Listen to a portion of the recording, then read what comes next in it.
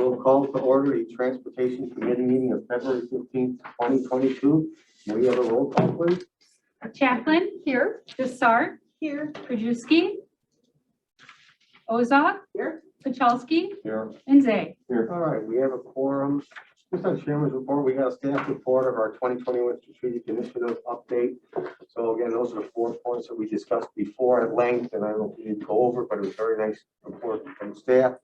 And then we're also going to have a ComEd 2022 vegetation management plan, and I think Sid will be doing that.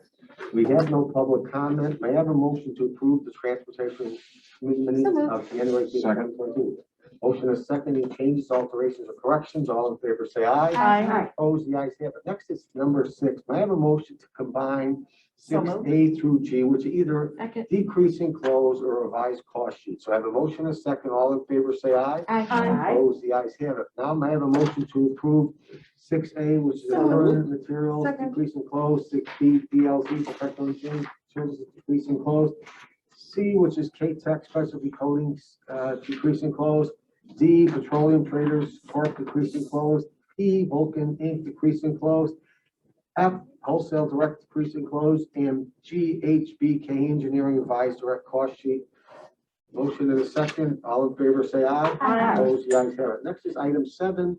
I have a motion to approve DTP 6922 recommendation of approval contract purchase order to Atlas Bobcat LLC to furnish and deliver one Bobcat skid steer for the Department of Transportation for a cost not to exceed $79,374. We have a motion and a second. Any questions?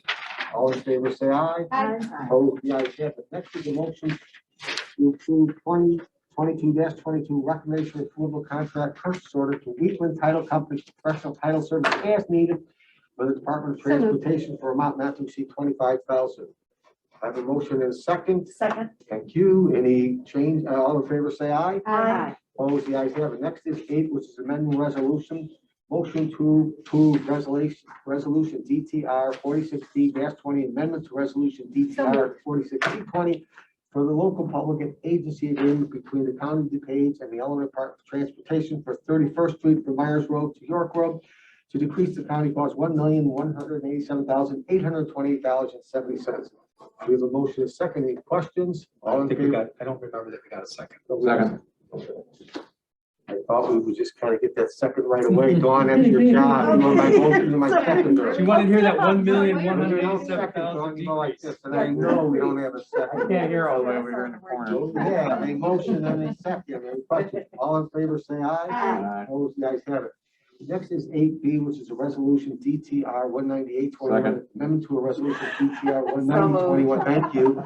Issued to Arrow Road Construction for the 2021 pavement maintenance north to decrease the funding amount of $74,120.75, resulting in an amended contract of $5,413,529.28. We have a motion to second. Any questions? All in favor say aye. Aye. Opposed? The ayes have it. Next is 8C, which is a resolution for DTR 314C21, amendment to resolution DTR 314B21 issued to RW Gutman Company for Milton Township 2021 road maintenance program to increase the cost $3,607.34, an increase of 0.62%. We have a motion to second. Any questions? All in favor say aye. Aye. Opposed? The ayes have it. Next is 9, which is general resolutions. Motion to approve DTR 8822, a resolution for a right-of-way acquisition for improvements along Lamont Road for an estimated cost of $500,000. Motion in a second. Any questions? All in favor say aye. Aye. Opposed? The ayes have it. Next is 9B, which is DTR 8922, a resolution for the declaration of surplus property along the Illinois Prairie Path, Aurora Branch, and conveyance of surplus property to adjoining landowners. We have a motion and a second. Are there any questions? All in favor say aye. Aye. Opposed? The ayes have it. Next is information, but I have a motion to approve FIP 6822.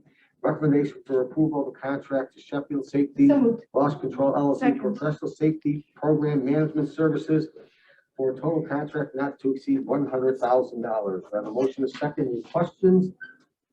All in favor say aye. Aye. Opposed? The ayes have it. Next is number 11, which is our strategic initiative plan. And again, number 1 was the long range transportation plan. Number 2 is the impact fee program. Next 3 was the inclusive permitting process. and D was the implementation of the business enterprise program. And I think we've achieved all of those, and thank you to staff for a great job. Do you want to comment on any of this? So yeah, real quick on the long range plan, thank you all. You voted for our 20-year look at 1.6 billion. That's with a B. Set the vision and goal transportation investment for the next 20 years. So that strategic initiative has been completed. On the impact fee program, we updated our ordinance, and so that's been approved. And the comprehensive road improvement plan, which is companion to long range plan, should be presented to committee and board for approval next month. So that will come off the list. You know, on the highway permitting side, we have worked with our peer agencies to look at best practices for permitting utilities, highway, et cetera. We've also been migrating to an online permitting software. So that's been the focus of our attention. So this strategic initiative will follow us forward into 2022, and that is to update our permitting ordinance. And the last one is the business enterprise program. The chairman established that ad hoc committee back about a year ago this time. We had our first meeting in June. Things kind of stalled as we had a lot of priorities for the county board, ARPA, CARES Act, et cetera. Good thing about ARPA, provided quite a bit of funding toward this program, disparity study, software, and new position. So that will be moving forward. We expect to have another ad hoc in the near term. We were actually meeting before this with co-chairs Sadia and Amy. And this will actually transition from DOT to most likely finance. So this will not be a strategic initiative going forward. In terms of 2022 initiatives, we will be bringing those forward to the committee in the very near term for 2022. All right. I just want to thank John Loper. We have impact fee committee meetings, and it's people coming in outside of all over DuPage to come, and it's hard to get a quorum, and you have really done a great job with that. And it's always an honor to work with you because you are so thorough and so prepared. You should have gone to law school. My wife would disagree. Well, thank you. So anybody have any questions on the 2021 strategic initiatives update? If not, then I think we have a presentation. I believe it's Sid is going to do the comment 2022 vegetation management plan. Is that correct? All right, Sid, thank you. Thank you, Mr. Chairman, and thanks everybody for joining us this morning. This is going to be a very brief presentation. We're just going to talk about the next couple of years of ComEd's vegetation maintenance. Next slide, please. So I'm sure several of you have seen this presentation before. ComEd generally has two different types of vegetation maintenance techniques that they employ all over the place. We're going to specifically talk about where they're going to be at on the paths on the trail system today, along distribution lines where electricity is distributed to customers. It's largely just spot trimming and focusing on eliminating the potential for service interruptions, which is a long way of saying cutting back branches and keeping the trees sort of in a form that people like, and around transmission lines where there's the high voltage electricity that travels long distances. They're more aggressive. They have a larger clearance radius to minimize service interruptions, and also for sag and sway that occur at times of high demand, especially in the summertime. Next slide, please. So we'll just go through the proposed maintenance plan for the next couple of years. This upcoming year, as you'll see, is relatively limited compared to most years. This year, there's going to be distribution work taking place on the Elgin branch of the Prairie Path on the northwest corner of the county through Wayne. This is largely through forest preserves and less populated areas, so we don't expect any impacts with surrounding residents or businesses here. To the south on the Aurora branch through Aurora, there will be distribution and transmission work taking place with spot applications of herbicide as needed. We tend to try to curtail the use of herbicide on the paths just because of the environmental impacts that may occur if it's used widespread. Next slide, please. And next year, we expect that ComEd will return to those locations. Again, there will be that spot application of herbicide along the Great Western Trail. We've had a lot of discussions with the residents in that stretch in the past, and we may need to reconvene with them again in the future. There will be some more work taking place on the Aurora branch as well. So that's all I've got. If you guys have any questions for me, I'll take those at this time. Anybody? I had a question. A few years ago, we had a major issue with ComEd because the branches had gotten too big and they were impeding the electrical lines. And I know ComEd came to one of our meetings and addressed the issue. And I thought the issue was they weren't doing enough regular maintenance to keep those from growing so high. Are they more on a routine schedule now, or I don't know if you were around when we had, was that 4 or 5 years ago or more than that? Rita Gonzalez was on the board at that time, and this was an issue that she had. It was like 19 years ago. Well, I 20 years every ago. day's like yesterday. But is there something that changed in light of that so we don't have that same issue? My understanding is likely yes. The ComEd typically operates on a 5-year cycle. So, and they really stick to it. They really stick to that 5-year cycle. So everywhere that they've been, that they will be this year, they will come back 5 years from now. And I think what you might recall, Chair Michalski, is what came out of that was the establishment of the Trails Maintenance Task Force. And it was that task force that established the maintenance of the paths, and not just by ComEd, because they're going to dictate to themselves what they do, but also just how we maintain the paths in terms of clear zone and sight lines and the set and the like. So as you recall, we have that trails plan that's underway. And one of the things that trails plan that Sid is leading up that we presented a couple of weeks ago will be an element, a chapter will be path maintenance as part of that. All right, Vice Chair Ozog. Thank you, Mr. Chairman. Sid, I have a quick question about 2023. Is the majority of that Great Western, I've ridden the path a little bit, but is the majority of that high transmission lines? That's correct.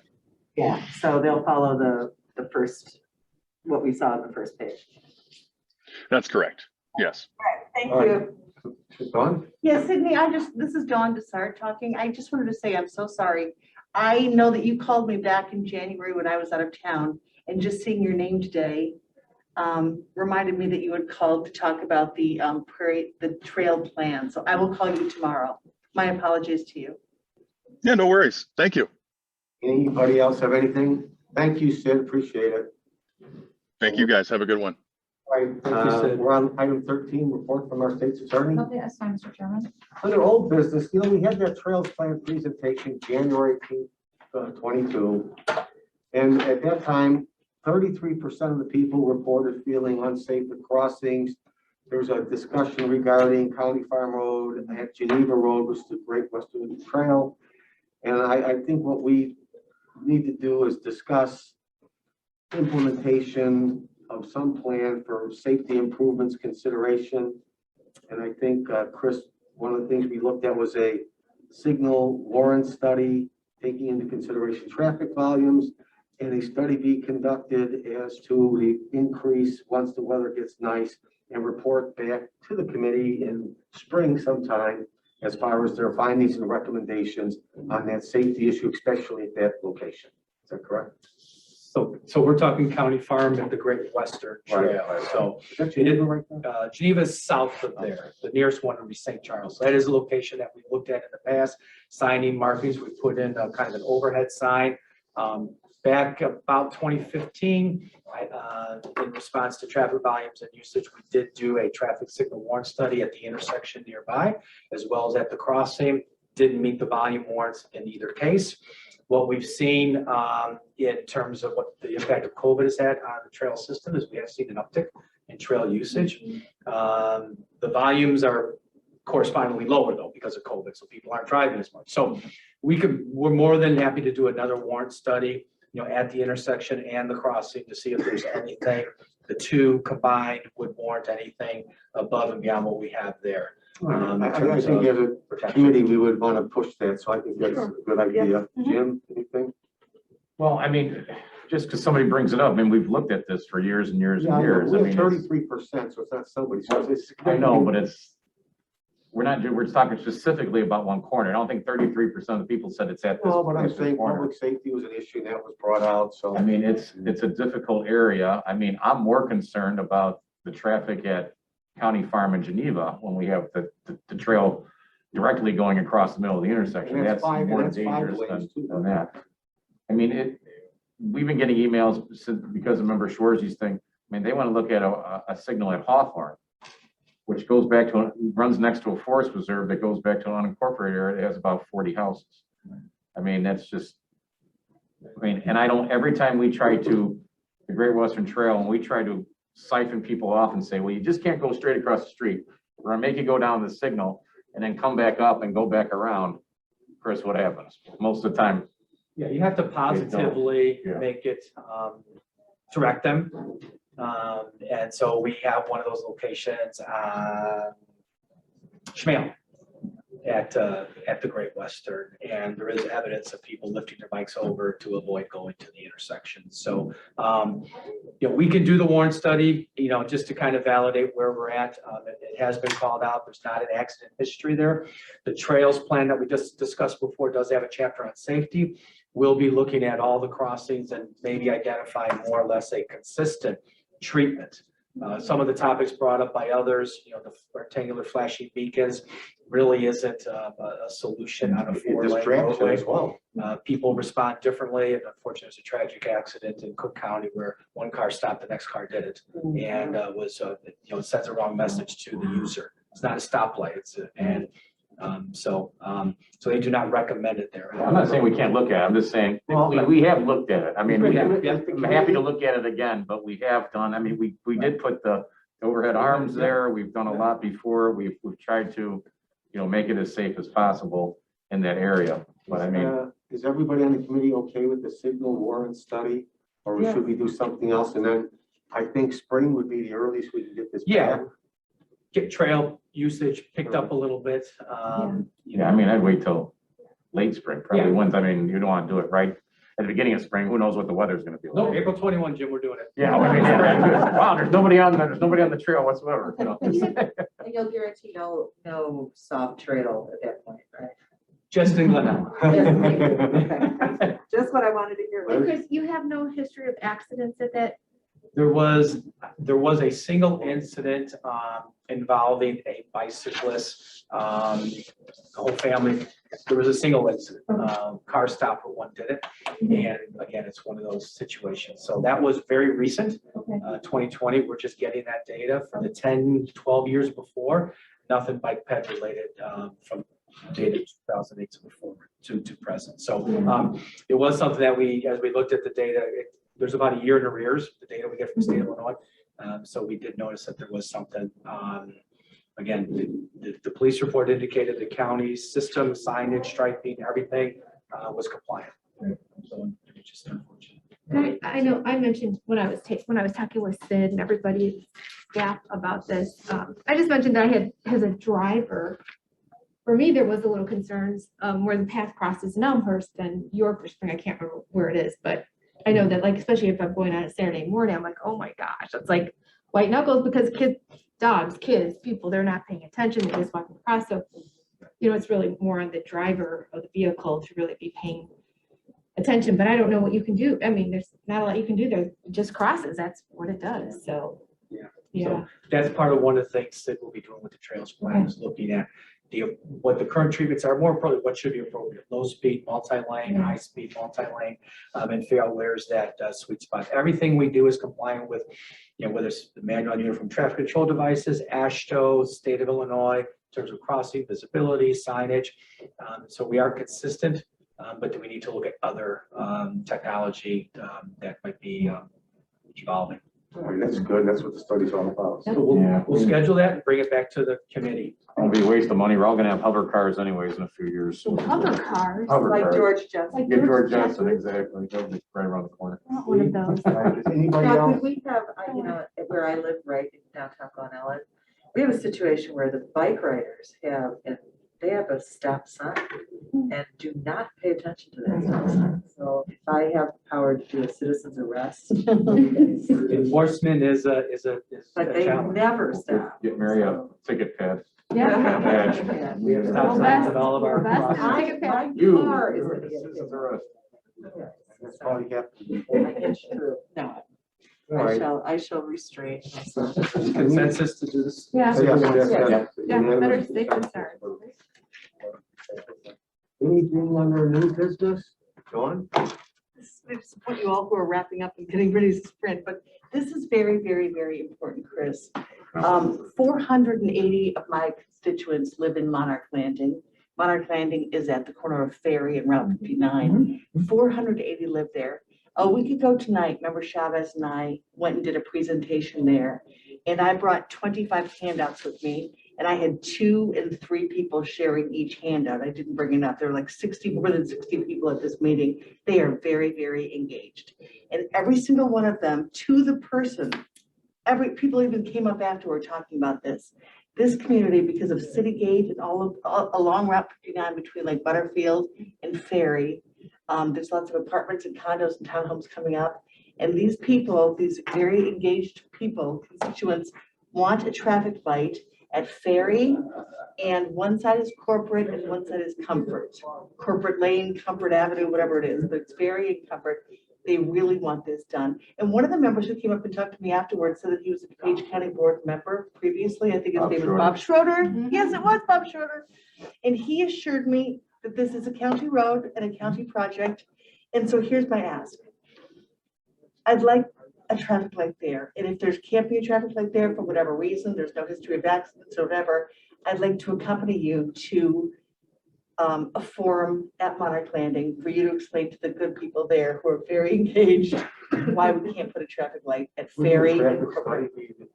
Yep, we're gonna have a busy spring. Let's do a traffic study first, Okay. so you know. It's pretty close to District 6 too. You're kind of almost infringing on I their. think the traffic land study there. would be serve a better purpose. So if we could do that, we do a traffic study. Yeah, we will schedule a traffic study. All right. These people were very interested in traffic light there. I can't tell you. Are these very engaged citizens? They are very Are engaged they- citizens. is this a Did I say retirement? that they were engaged? Is this a retirement? It is. Yes. Yeah. So I think that would be the way to go, and then they could come back and they could have input on that as well. But if we do a traffic study, that would be our first step. And then just let them know that we are investigating. Okay, and Chairman, how long does that take normally? Months, weeks? Days. Couple of years. Can you let me know by this afternoon? Again, I might suggest that an optimal time might be when the weather breaks. What I don't know is whether this community also takes advantage of warmer weather and the amenities nearby. But we can schedule it. It's usually, it's probably a week or 2. It can be physically done. You know, we set out counters, we count people, look at accidents, some of the data collection. Yeah. We look at accidents, we look at pet lives, more important, just as important, we look at the traffic lives. So all 3 of those things take some time. Please keep me updated on the process. Right. So I'll talk to my team and get from them maybe their suggestion, what's the optimum time, to do it. We can do it tomorrow or initiate it. As well as everybody else in District 5 as well. Okay, Yeah, I'll talk and to you my guys team and I do can the send an last email to week you, too. the members start, then the other District 5 board members. And it's. And I'll check to see if it's in 6, maybe the North Lake, maybe phase 3 of Del Boca We'll have our Vista. troops ready to go up in District 6. Did you work? And just out of curiosity, just to Another get- signal warrant study? No, just out of curiosity, because I can't remember. How long did it take to get that stoplight at 63rd and Springside and Downers Grove? Well, That's where the it's warrant done. was met years ago. The issue was funding. So we agreed to bring 50% to the table, and it wasn't until more recently that Downers Grove was able to bring that. That was a So holdup. we but had that took a plans long- ready to go, and it was a funding issue. So What ballpark price are you talking about? typical traffic $1 million. signal, Did you say it's $1 million? typical traffic signal will be $400,000 to $500,000. Given the proximity of 59, it would need to be interconnected. Yeah. Even if the county paid for, there's the two legs are not county legs. So there'd be a funding participation. I don't recall if the south and north legs are private benefit or they're public streets. All I'm asking for is either a traffic light to go up there or for you to come in with me and explain to the good people. Thank you, Well, Ms. do the study first, and then the study would be the presentation. I think I have a cold that day. Yeah, I think. Then Sid, Thank you, You will Chairman. do the That's all I study. had. all right. Check If with my there's team. nothing else under new business without objection, we stand adjourned. Maybe Bill needs Wait a to, minute, maybe you guys want to start? I'm gonna start. We're good. Maybe Bill